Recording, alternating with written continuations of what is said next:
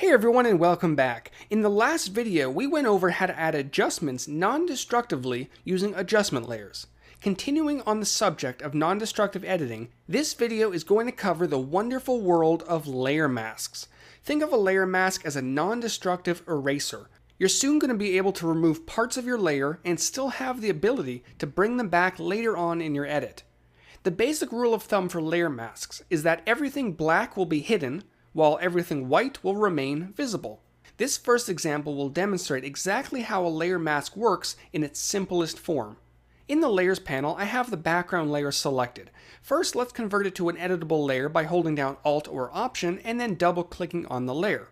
Good. Now to show you the traditional way of removing parts of an image, I'm going to grab my eraser tool, or shortcut key E, and simply erase the areas of this image that I want removed. Now, just like applying an adjustment from the Adjustments menu, the original image is being modified, which means unless you have a duplicate of your image, you can't bring back those erased areas later on. Certainly not a smart way to edit. Now let's look at layer masks. There's a few ways to add a layer mask to your image, but the quickest way is to click on the Add Layer Mask icon at the bottom of your Layers panel. Notice that when the icon is clicked, a white box is added to the active layer. This is your layer mask.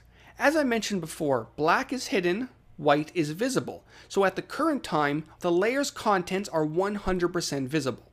Now that the layer mask has been added, instead of using the eraser tool, brushes can be used instead to paint the areas that I want to hide. So with a black brush active, painting on the layer will hide the areas that are no longer needed.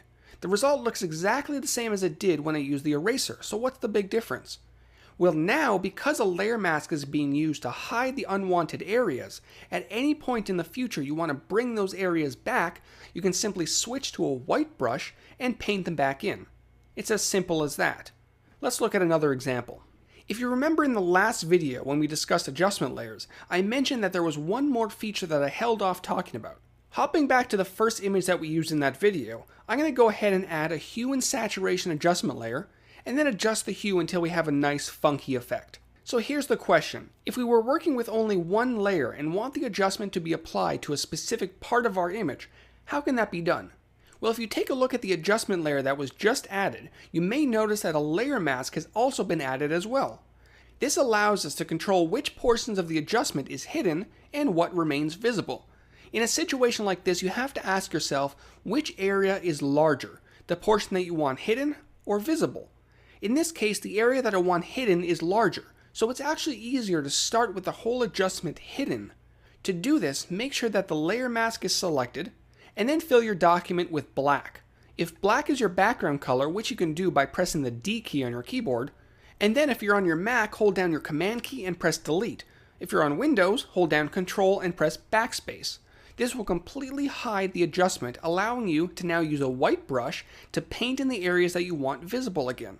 Of course, if you're working with a complex area and you prefer to create a selection instead of using a brush, you're free to do so as well. Once the selection's made, filling it with white will reveal the hidden adjustment. So, now that a layer mask has been added and defined, what else can you do with it? Well, let's start simple. Right-clicking on the layer mask's thumbnail in your Layers panel will allow you to disable or completely delete the layer mask. When disabled, the layer mask turns off as if it were never added. So anything that was hidden will now be visible again. If you want to re-enable it, you can either right-click again, or hold down your Shift key and click on the layer mask's thumbnail. You can also delete the layer mask completely by either selecting Delete Layer Mask in the menu, or simply dragging it to the trash icon at the bottom of your Layers panel. Another helpful feature that's available when dealing with your layer mask is the option to refine the mask. For example, if you masked out an area using a hard brush, and now want the edges of the mask a bit softer, refining the mask can help achieve that.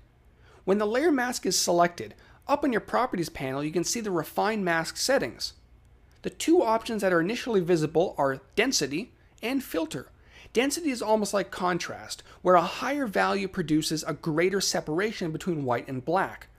Decreasing the density washes out the mask, resulting in a less effective result.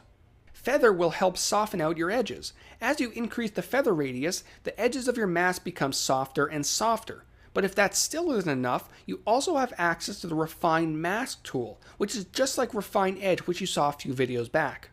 The nice thing about layer masks is that they can be added to pretty much any type of layer, from text to vector shapes and even groups. So at any point you want to hide a portion of your layers, don't grab the eraser.